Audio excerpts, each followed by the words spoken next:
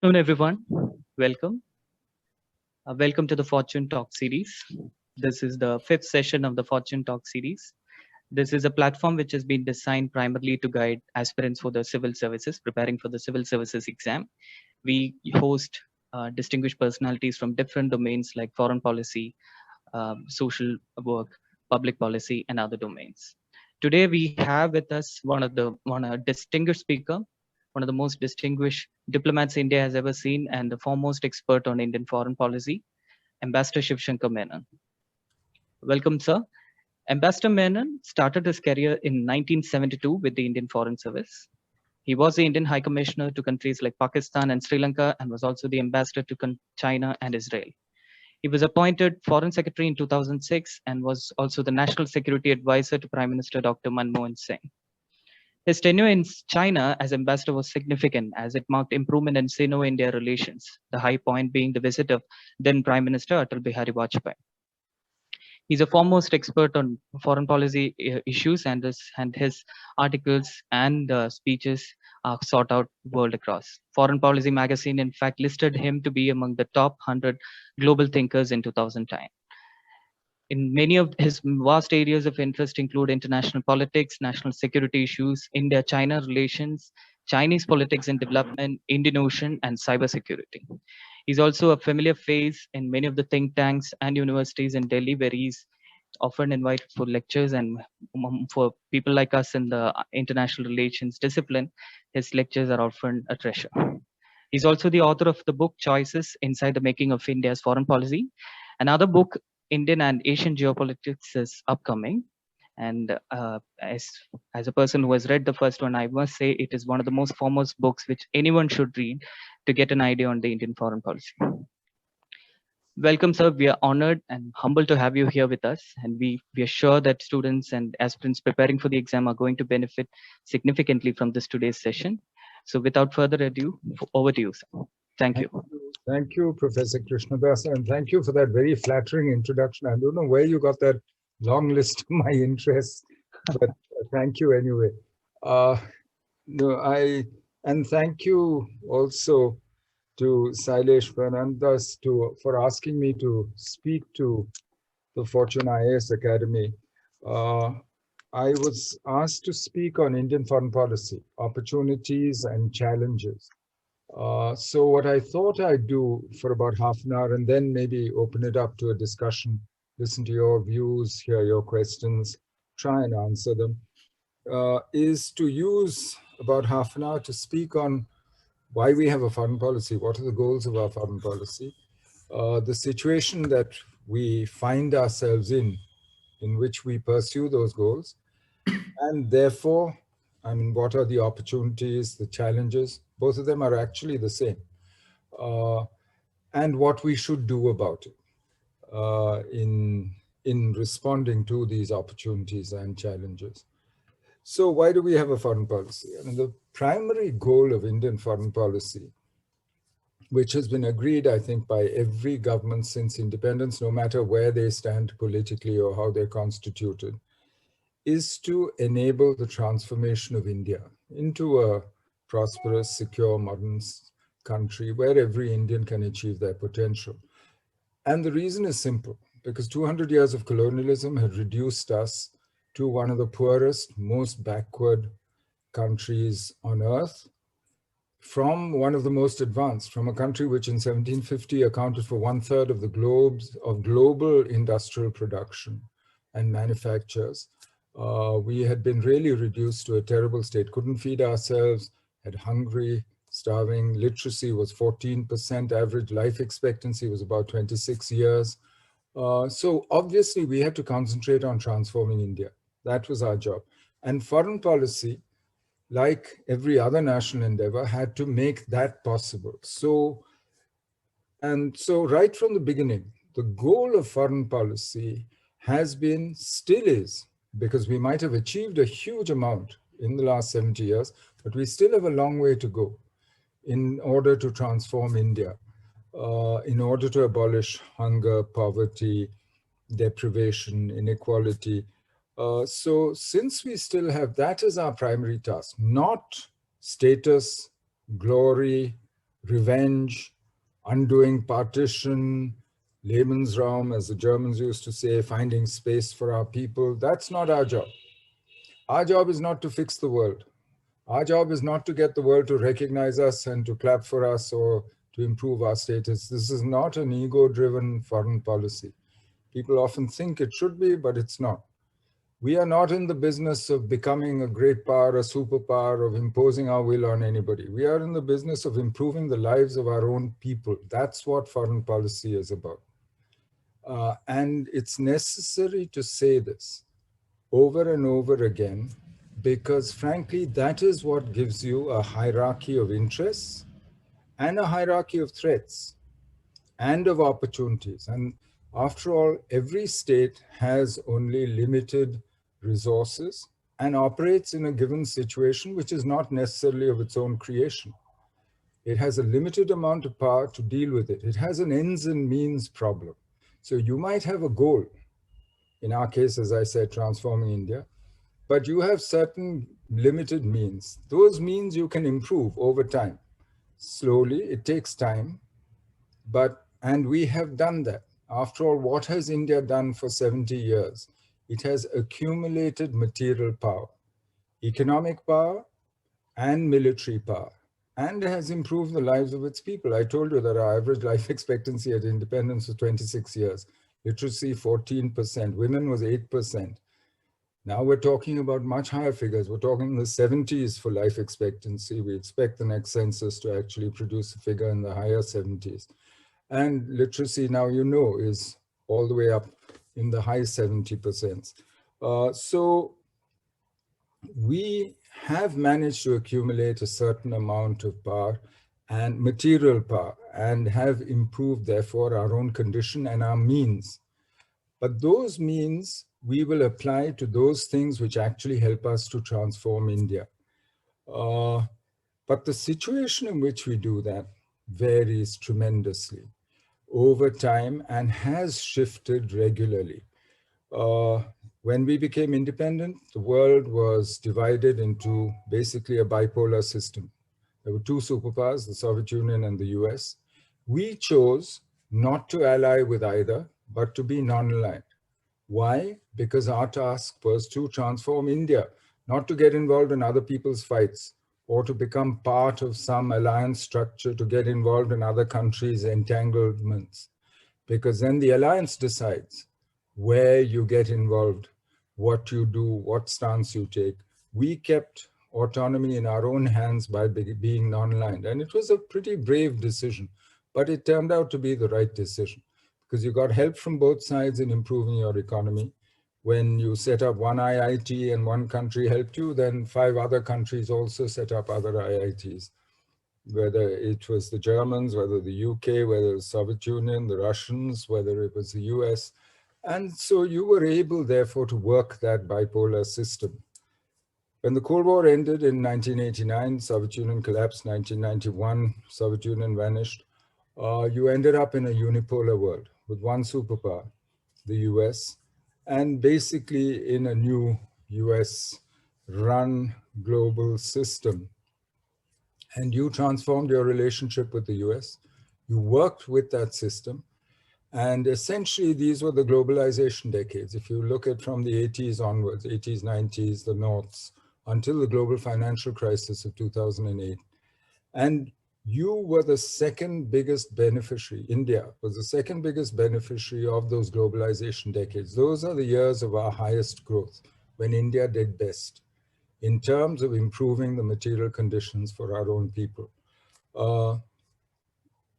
We improved, and if you look at the last 50 years at least, by every metric of power, India has improved her position vis-a-vis all the other countries on earth except China, who did even better than India and accumulated even more power, even faster than India did. So after the global financial crisis, you now have a much more confused global situation. The world is today globalized economically because China is a global economic power. The US, of course. The EU is a global economic actor. So the world is multipolar economically. Economic power is distributed across the world. India itself has grown to become the 5th largest economy in the world, from being one of the most poorest and most backward. So we are an economic force. And the shift has actually been most clearest in global shares of GDP. The US share of GDP has stayed roughly constant since 1970, actually from the 80s, between 25 and 27% of global GDP. But the European share has dropped from roughly equivalent to the US, almost equivalent to the US in 1980, down by 2016 to about 18%.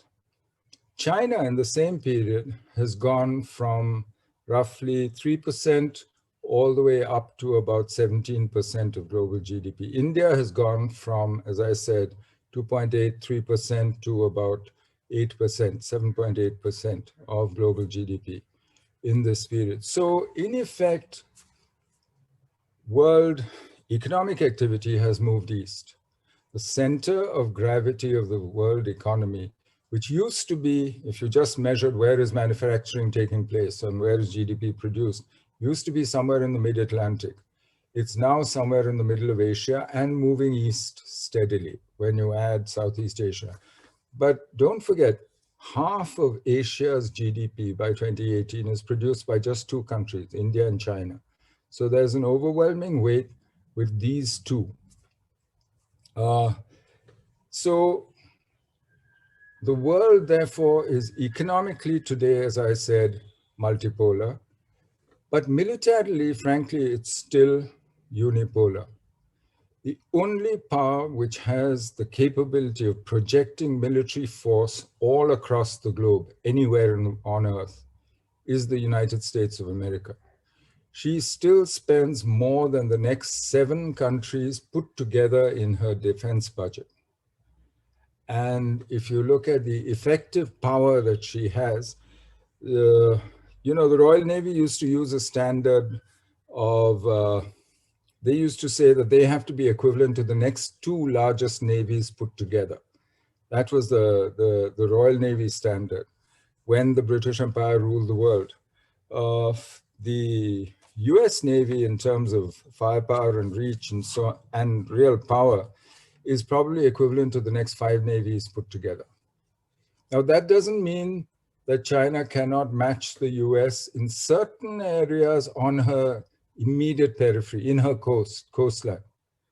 So China is a regional power militarily. She's a local regional power militarily, and she can dominate the seas near China.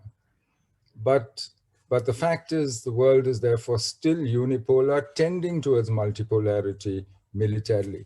Politically, you've seen how confused it is. We have seen over the last few years that, especially since the global financial crisis in 2008, we've seen the rise of new authoritarians across the world. I mean, Trump was frankly only the last of them all. They're populists, they appeal to nationalism for their legitimacy, and they use actually, in a sense, even ultra-nationalism. So they find external enemies. They also use a much more inflated rhetoric they see the world as much more threatening to themselves. And this is true of Xi Jinping, of Abe. You can see it across wherever you look around the world. I mention this not because it really matters. States still follow their interests and their hard power calculations. But it matters because when a leader presents himself as an ultra-nationalist, uses patriotism, nationalism as his legitimacy, it becomes much harder for him to negotiate and to compromise and to do the give and take that diplomacy requires. Especially in a situation where, as I said, today the world is in much more uncertain situation. Because when we look at the situation around us. Three things strike you. One is all the old flashpoints and territorial maritime disputes in Asia are now live again. Why? Because, as I said, the balance of power has shifted. Asia is now the center of gravity, both economically and also now politically, because this is where the action is. During the Cold War, the center of gravity, the main fault line of international politics was in Europe, between the Soviets and the Americans. But frankly, with the end of the Cold War, Europe is a sideshow, which is why it was possible for Germany to be reunited, because it didn't matter. It wasn't a threat to anybody anymore. That wasn't where the tension was, where today the main areas of contention are all in Asia. And they're in Asia because the biggest factor changing the balance of power in the last 30 years is the rise of China and the accretion of Chinese power and the attempt to accommodate China in the existing system. And no existing established power shares power or status or position happily with a new rising power. That's just a fact. It's always been a fact through history, and it'll continue to be a fact.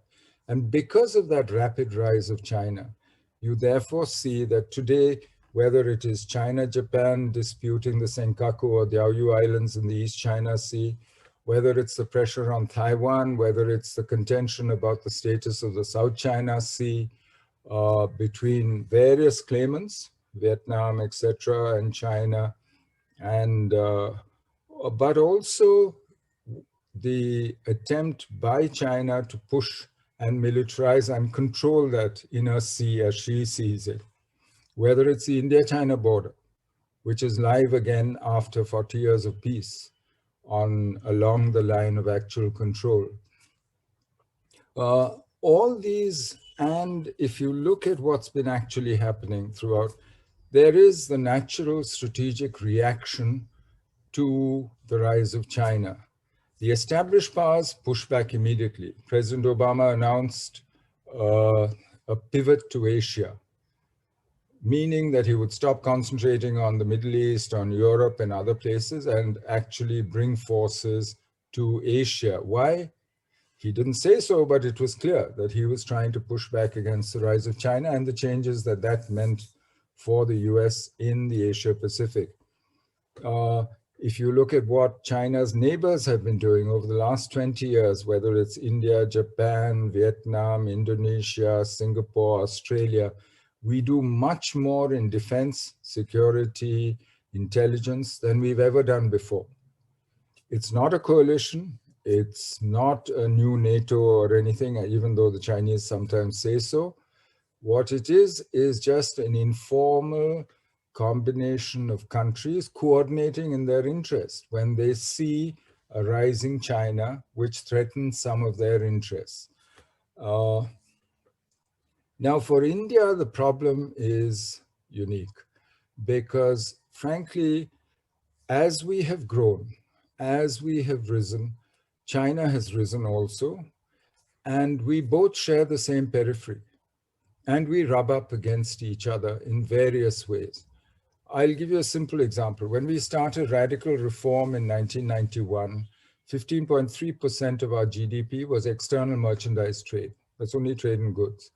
And most of it went west through Suez to Europe, to America. That's where the markets were.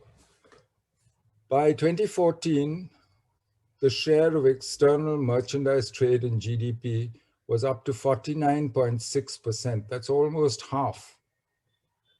And if you add services, you add remittances, more than half our GDP was the external sector. But that trade, 38% of it was going through the South China Sea now, to the west coast of the US, to China itself, to Japan, to Taiwan, etc., Korea, and so on. 38%. So suddenly now, the freedom of navigation in the South China Sea becomes an Indian interest. It becomes important to our economic future. In the same period, China is militarizing the South China Sea is building artificial islands with military bases, is claiming the entire area, has gone to the UN and given a map with a 9-dash line, which says everything within this line is mine. It's my traditional historical waters, as she says, and territorial waters, which none of which is acceptable under the UN Convention for the Law of the Sea, which China has signed actually and ratified. So you're rubbing up against each other. You have friction. China suddenly becomes much more active in the Indian subcontinent. Between 2015 and 2019, China committed something like $100 billion worth of loans, grants, investments under the Belt and Road Initiative to countries in South Asia. In the same period, Indian investment commitments were about 800 million. So naturally, people in India will start worrying. India will worry. What are the Chinese doing with this influence? And the Chinese are now willing to actually take part in internal politics of South Asian countries. You've seen them in Nepal working to keep the Communist Party together, keep the Maoists together with the UML, all communists, but trying to keep them united so that they stay in power. You've seen her clear preferences being expressed in Sri Lankan politics between the various parties before elections and so on. And of course, she has doubled down on her commitment to Pakistan since 2015, since Xi Jinping announced the China-Pakistan Economic Corridor, where she's committed and committed $62 billion worth of investment. What it means is that because she builds this corridor through Indian territory, which is under Pakistani occupation in Jammu and Kashmir, it means that she now has a stake in Pakistan keeping that territory. And so now actually the level of her commitment, which was always high, don't forget, she shared nuclear weapons material, design, even tested a Pakistani nuclear weapon for them in the early 90s, gave them missile technology and kept them one step behind India all the way. But so her commitment was always high, but now she has an even stronger commitment to Pakistan. She also has control of Gwadar port, which is at the top of the Arabian Sea, near the mouth of the Persian Gulf, through which our oil, their oil, everybody's oil actually comes through. The other change that has happened, and since I mentioned oil, I should say, is that there has been a fundamental energy revolution. Today, the US is an exporter of oil and gas, which she wasn't. China was an exporter until 1994, but today, the 4 countries which depend on the free, cheap flow of oil, of crude oil out of through the Persian Gulf, through the Straits of Hormuz, are really India, China, Japan, and Korea. The US is now an exporter. She has no interest actually in running the Middle East the way she used to in order to ensure that her energy supplies were met. She might have other interests in keeping other powers out, in preventing extremism and so on, but they are not to the same extent as it used to be before. So we have a series, therefore, of changes in the global situation. Basically, we are between orders. This is neither unipolar nor a bipolar, not even a multipolar world. China and the US are contending.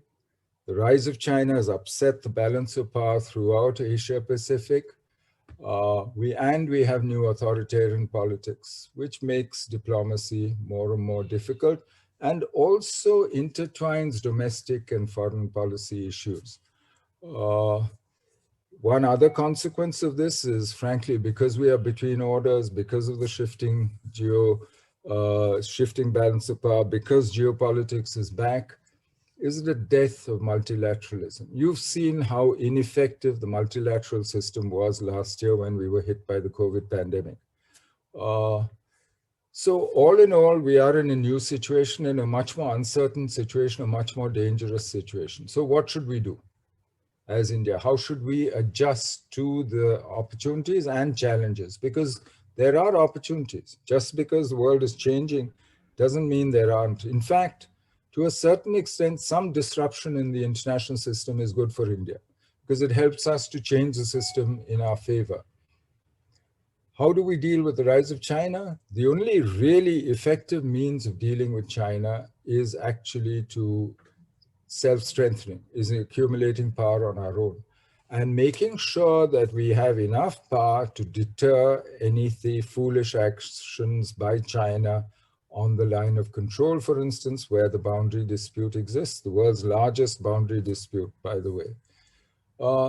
And then to work for a reset of the relationship, which has been in crisis since spring last year, since China tried to change the status quo on the line. Now the entire line is live, quite frankly. In the meantime, we can also try external balancing, which means working with other powers who are also concerned about China's actions, whether not just with us, but as I mentioned, the entire arc of crisis from the East China Sea onwards.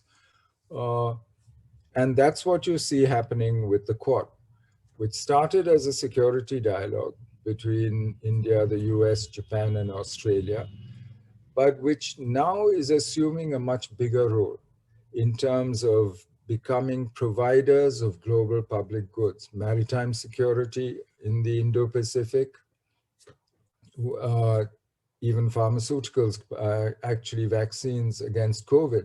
We've agreed at the last summit that they'll be produced in India with US and Japanese financing and technology, and that Australia will ensure the distribution to other countries in Southeast Asia. And the Quad is now willing to work with other countries. So you're talking about a Quad plus when it comes to, for instance, building resilient supply chains, which are no longer totally dependent on China. Because one result of the globalization decades was that most supply chains, global supply chains, went through China.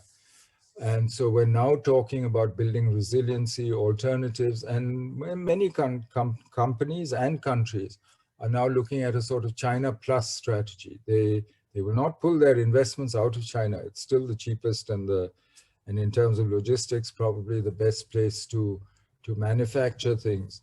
But they will look for alternatives. So Vietnam, Bangladesh, Indonesia have been gaining tremendously. Singapore has gained a huge amount in the last year and a half. India could have gained, but hasn't really, because in the same period when people were looking for alternatives to China, were trying to invest elsewhere, move manufacturing out of China, we have actually gone the other way. We walked out of the Regional Cooperative Economic Partnership, RCEP negotiations, after 8 years of negotiations, just when the free trade area in Asia, which includes China, Korea, Japan, all 10 ASEAN members, Australia, New Zealand, just when that was being finalized, we walked out of it at the end of 2019. And we have raised tariffs steadily for the last 4 years. The problem with that is that, as I told you, we need the rest of the world for energy, but even such a large part of our GDP is dependent on our external trade. Now, India is the only major economy which is not part of any of the regional free trade areas or arrangements. And it looks like increasingly as though the world is being fragmented into 3 big blocks. There's NAFTA, which is the US, Canada, and Mexico in North America, the North American Free Trade Area. There's the EU, and there's the RCEP competing with the TPP in Asia. The TPP was the US answer to the rise of China. It was a very high ambition attempt at creating a separate set of rules for trade in the Asia Pacific. Finally, Trump walked out of the TPP and really left Asia to the Chinese. And they've used the last 4 years to try and build a China-centered economic order in Asia. And when the other members of the TPP then decided to carry on with it, the Chinese have now said they're ready to join the TPP as well.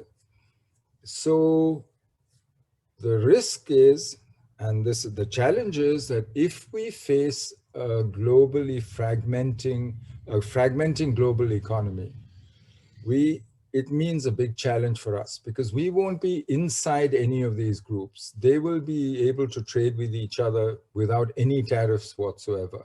Whereas those who are outside will be kept outside because they will be protectionist against anybody who's not part of these groups. And when you have an economy which needs the rest of the world, not just in terms of access to markets, but in terms of basics like energy, like non-ferrous metals, then you really, fertilizers, for instance, 80% of India's imports today are maintenance imports.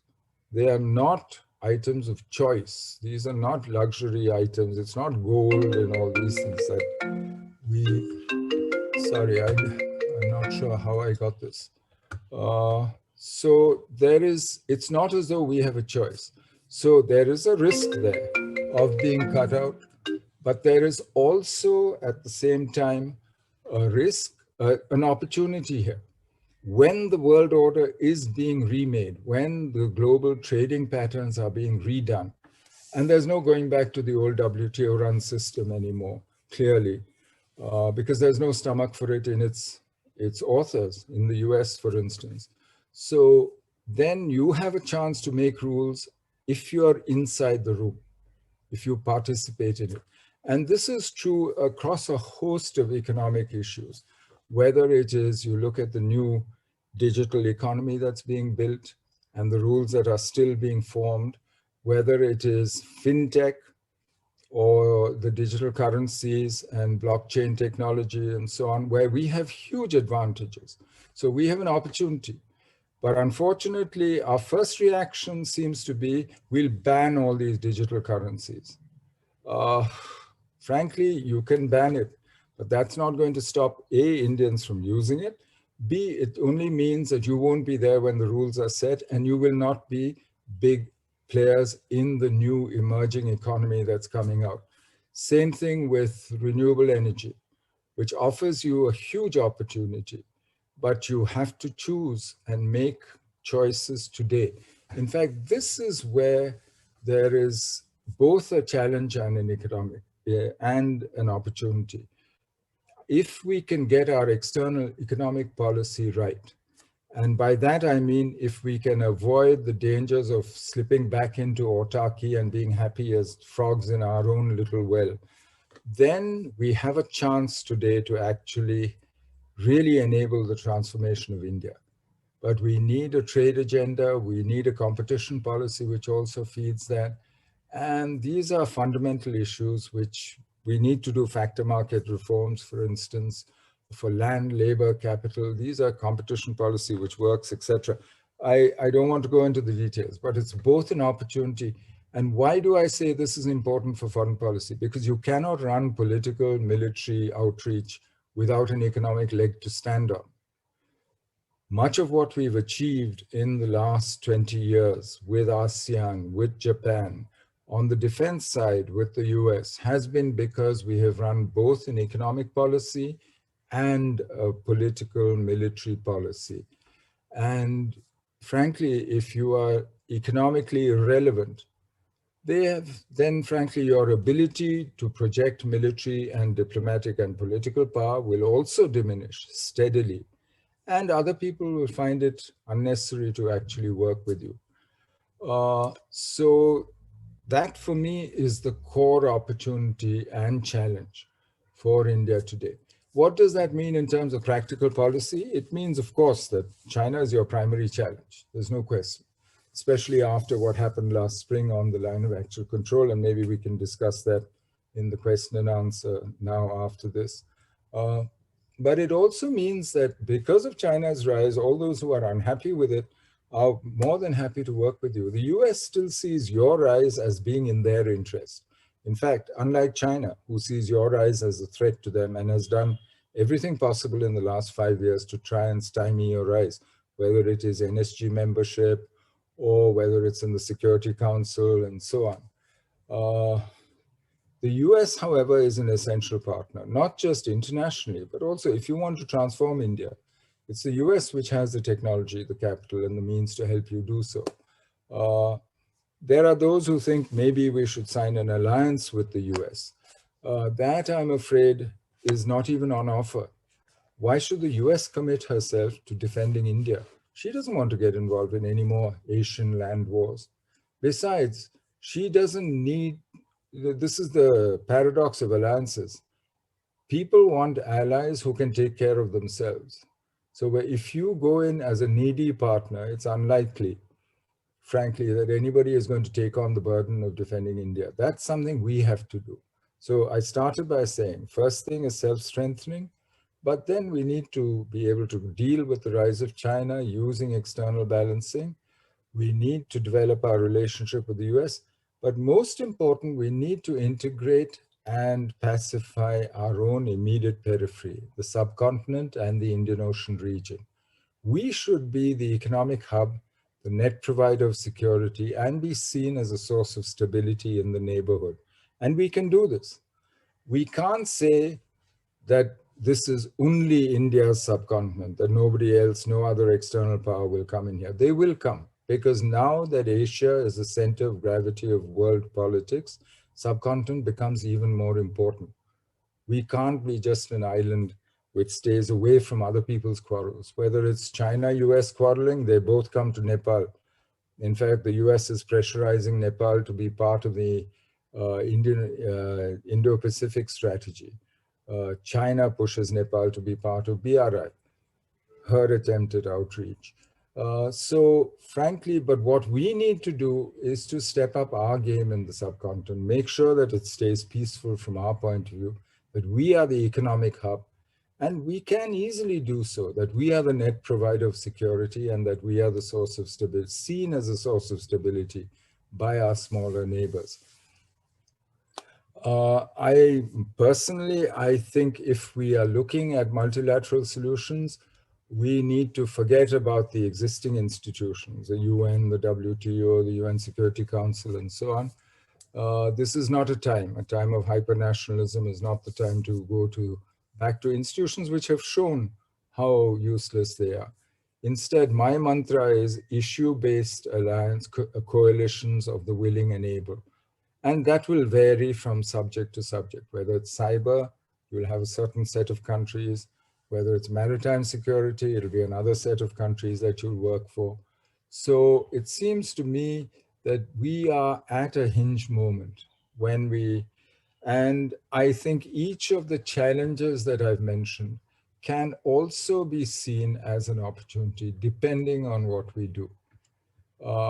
If we can avoid the temptation to make foreign policy party political, can truly deal with it as national, then I think we can actually use this moment to further transform India in the direction that we want to.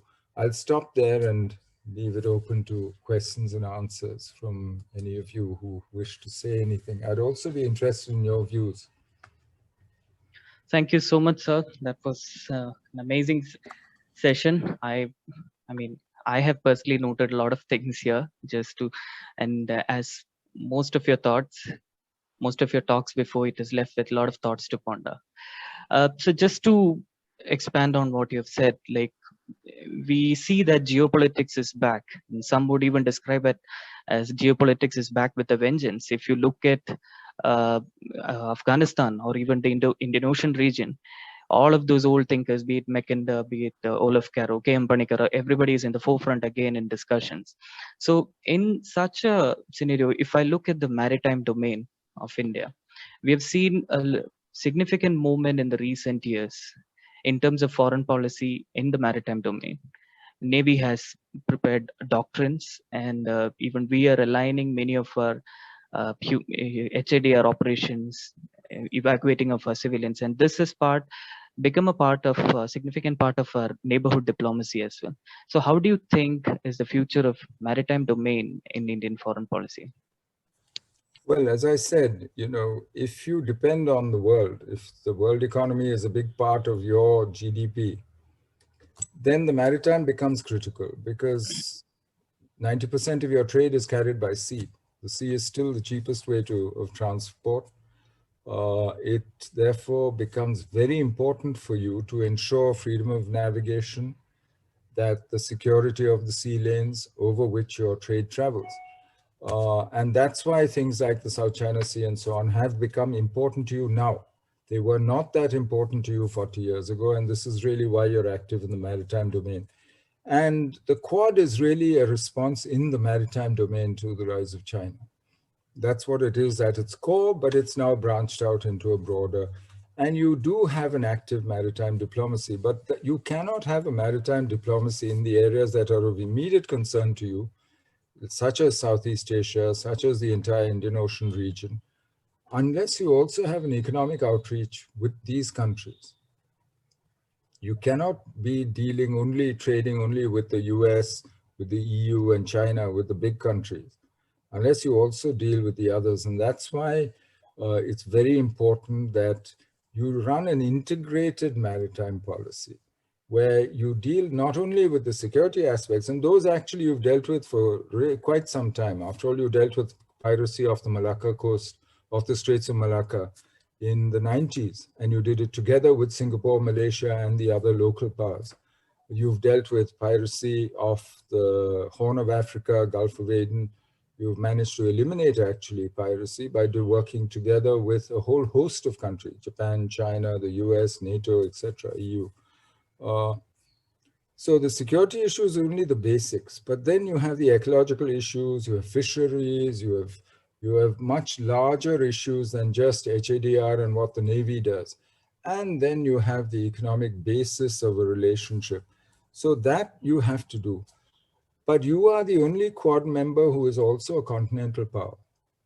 The rest are all basically islands in geopolitical terms. They can intervene where it suits them and go home when it doesn't suit them. You have no choice.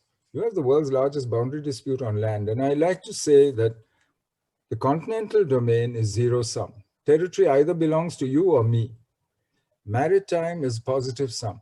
If the sea lanes are safe and open, everybody gains. Everybody can use them. Everybody can then trade, and everybody benefits from trade. So those are positive sum. But you have to solve the problems on the continent. You cannot solve them at sea. You cannot go and block the Malacca Straits if the Chinese misbehave in Ladakh. This is like saying, if the Pakistanis send a terrorist, I'll use a nuclear weapon on them. Exactly. You can't use a nuclear weapon against a mosquito. I mean, you need to deal with each end of the spectrum of violence on its own merits. And if you want to, you need to dominate it, but at least you need to create enough deterrence to prevent anything going wrong at each segment of the spectrum of violence. So for me, the continental problem, you have both problems and you have to deal with both. And to say one is more important than the other, one will solve the problems of the other, neither will. And I think we tie ourselves up in knots sometimes when we get into discussions on that. Thank you, sir. You mentioned about the United States declining interest in the Middle East when it comes to energy security. Now, they do have other interests, but we see a US troop pull out from Afghanistan in the coming months. So how would our own foreign policy vis-a-vis Afghanistan be modeled on this? I mean, obviously, it will have huge impact on India and security interests. I am in a minority of one. I have been saying for the last 5 years, the US wants to pull out. We should encourage them to pull out quickly. The quicker, the better. And they shouldn't leave a tail around. Because frankly, their being in Afghanistan is what gives Pakistan leverage, right? But they're not effectively fighting terrorism. Look at the rise of the Taliban in the last 5 years. So the US presence is not doing much for Afghanistan or for anybody's security here. And it also enables all the regional powers, Russia, China, Iran, Pakistan, all of them to be completely irresponsible. If the US pulls out tomorrow, Yes, the situation could deteriorate in Afghanistan.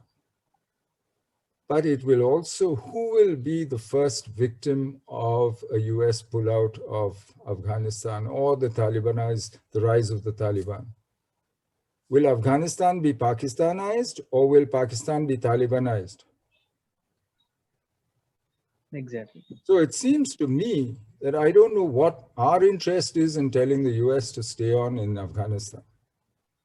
We will deal with the consequence. We will find other friends who we can work with, who also don't like the Talibanization of Afghanistan, and we'll work with it. There will be Afghans, there will be Iranians, there'll be Russians, there'll even be Chinese who don't like the idea of an Afghanistan which becomes like what it was under the Taliban earlier. But so far, they can be completely irresponsible and dump it all on the US and everybody else. I'm not sure. We don't have an Afghan terrorist problem, by the way. In the last 40 years, there's been only one terrorist found in India who was an Afghan. We have a Pakistani terrorist problem. We have a terrorism problem coming out of Pakistan. We found Pakistanis. They're the ones who arm and train people. So I think, frankly, we shouldn't get caught up in emotion in this. We need to look at where our hard interests are. And for me, our interest lies in a quick US withdrawal. And frankly, what is being negotiated and has been negotiated in Doha is not an Afghan peace process or an Afghan peace agreement. This is a US withdrawal agreement. They want to leave with some face.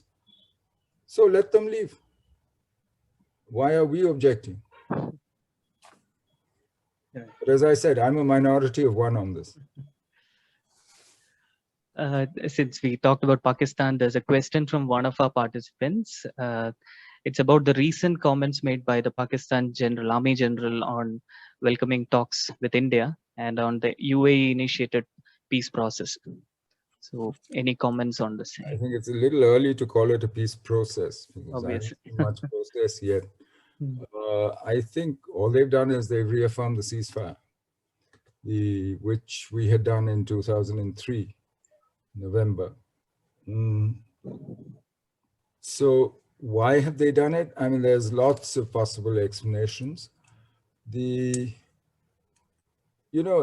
interesting. The Pakistanis come to the table in two situations. One is when they feel very weak. I mean, that is when Musharraf came to Agra, for instance, when he was an international outcast, nobody would talk to him, etc. But the other is when they think you are weak, when they think you're in trouble. You remember the Bhutto Swaran Singh talks in 1963. They came because the Chinese had just beaten you in 62. And they thought, okay, let's see what we can get out of the Indians now. And they overreached. Bhutto asked for too much. When did Ayub suggest to you Joint Defense Council? The moment he saw your relations with China going down the tube in 1959, after the Dalai Lama came here, he proposed to you in 59, 60, why don't we have a Joint Defense Council? And so why the Pakistanis have come, I'm not going to read their minds right now, whether they think you are weak and therefore they can get something out of you, or whether they think you're strong and they are in a miserable position. I don't think they're in as bad a position as they were maybe 4 or 5 years ago. And they have used the leverage that Afghanistan and this pullout from Afghanistan has given them with the US. The Chinese commitment to them is clear. Thanks to Gwadar, thanks to CPEC, China needs them also because of what China is doing in Xinjiang. And so she finds Pakistan essential to her purposes, Pakistan, Iran, and so on. She wants to isolate Xinjiang and settle her own problem. So why Pakistan has come, I'm not going to guess, but I would keep both possibilities in my mind. Start a process of talking. It's always worth talking. Even if you don't think it's going anywhere, go and talk. At least you figure out what he's up to. And maybe you can confuse him a little bit if what he's doing is bad. If not, he'll confuse you, but it's fine. That's part of the game. But you need to be in there talking, starting a process. I have always said that your goal in this exercise should be you're never going to convince your enemies. And that means the Pakistan army who has an institutional interest in a certain controlled hostility with you, managed, controlled. He doesn't want you taking away parts of his country, but he wants it there. The ISI, the jihadi groups, for whom it's an ideological problem. But there's the rest of Pakistan, including Pakistani business, Pakistani civil society, there's Pakistani civilian politicians, and you should be opening up travel, trade, other things which show them that what they're being told about India is untrue. Because it's not in India's interest to squeeze those parts of Pakistan which actually are not negatively inclined towards you. You shouldn't be feeding that narrative within Pakistan. So and you shouldn't be strengthening your enemies in Pakistan. Right. And I think it's important that you therefore adopt a policy. And for me, therefore, talking to Pakistan is useful. How far it'll go, all that I'm neutral. I'm not saying, oh, it's wonderful, it'll lead to great results, or it's good for your soul. None of all this.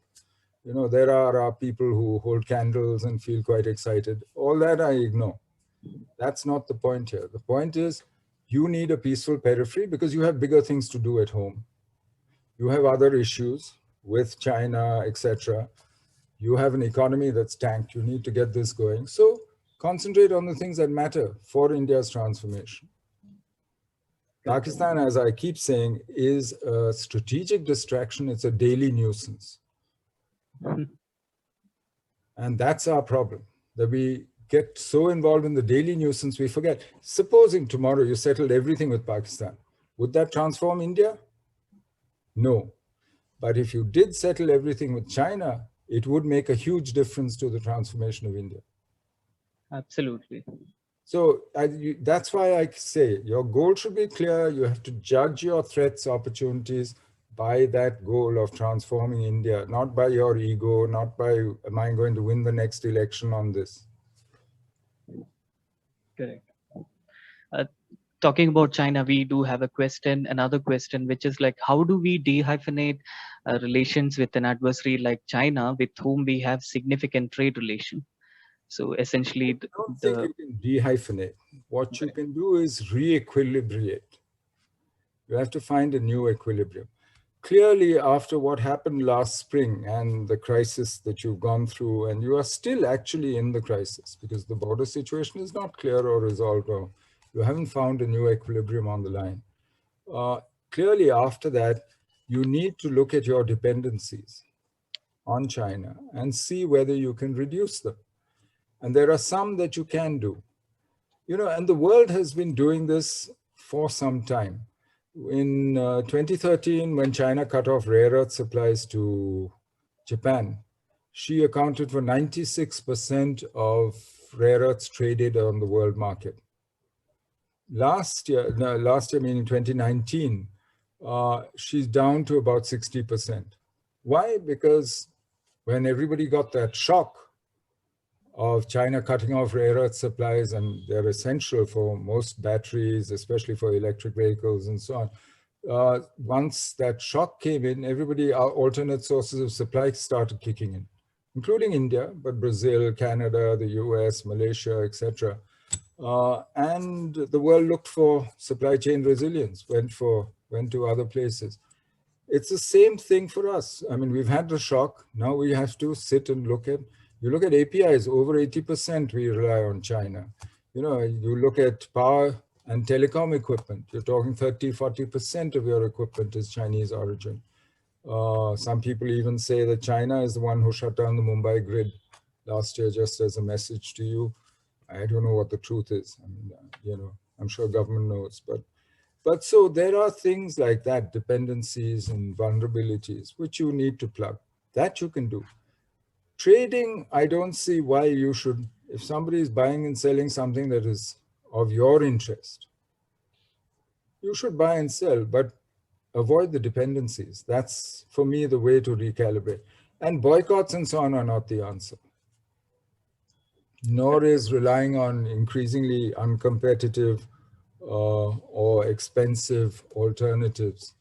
If you want to build your own competitiveness, build the capability to actually produce better, and you can.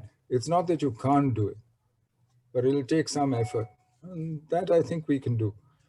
So I see it as recalibrating the relationship to deal with this new situation and with this new pattern of Chinese behavior that we now have to deal with. Correct.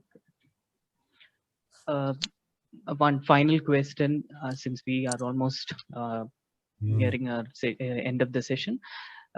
You spoke of the decline in multilateralism, especially the many of the institutions in the recent years, with the reemergence of geopolitics, and that we shouldn't overtly focus on these. But what about the groupings? When we talk of regional Well, groupings, let me be clear. I do believe, this is why I said issue-based coalitions of the willing. I do think that you can build much broader coalitions. I mean, I don't think, I think, for instance, developing countries share a whole set of interests with you.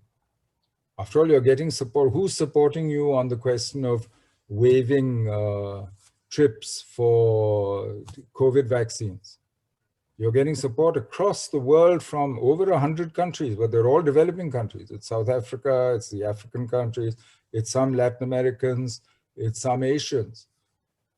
It's the EU and the US who so far have not signed on. Even 60 US congressmen have signed on to it and written a letter to Biden saying the US should support us, like we did with the US for HIV/AIDS drugs, when we got them to waive IPRs on them and made them available cheap. Frankly, this is a pandemic, which is a crisis, which we should be doing the same thing. So you can build broader coalitions. That's not, I'm not saying don't work with other people at all. In fact, you must work. This is the time when you need, but you need to put in much more effort, because it won't be just, here's NAM, here's G77, here's BRICS, here's, Quad. None of these is the answer to your problems by itself. It might be the answer to one part of some problem somewhere. Use it. But it means you'll have to run much harder and do much more work. And it's a sort of variable geometry of multilateralism, rather than the comfortable business of going to New York for 3 months for the General Assembly session and coming home. So it should be more based on the congruence of interests which we have in a particular area.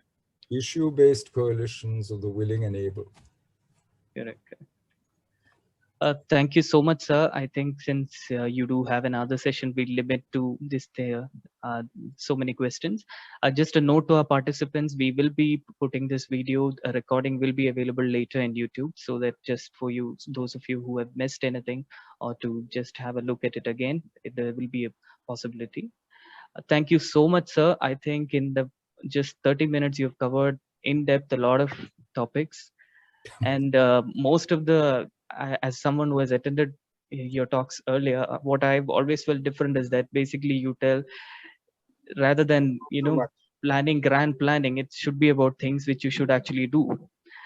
You face the realities, and it's much pragmatic, and all those issues which you said, all those points which you mentioned have the bearing on that, to actually address the issue and find a solution, rather than just focusing on narrow-minded interest. Thank you so much. We at Fortune, we are so fortunate, we are so humbled by this opportunity which we had. I'm sure the participants, especially the students preparing for the exam, have benefited very much from this session. We hope to have future sessions with you, sir. Thank you so much for spending time with us. It's been amazing. Thank you very much. I really enjoyed that. I was impressed by the questions, and best of luck, everyone, in the exam. I hope you do well. All the best. Thank you, sir. Thank you. Thank you.